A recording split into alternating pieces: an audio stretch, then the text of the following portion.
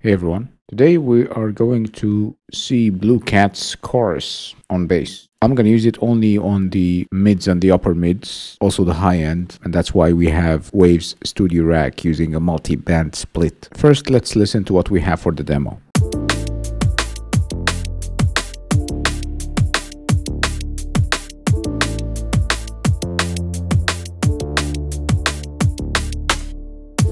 Here is the bass solo.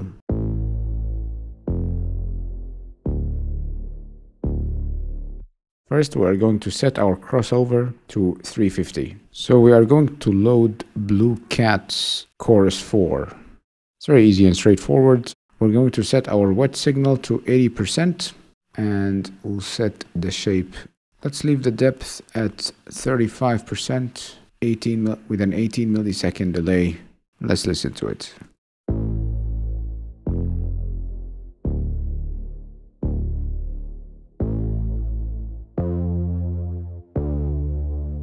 Here is before.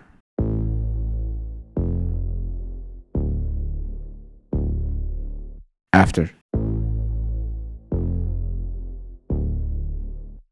Try it and let me know in the comments what you think.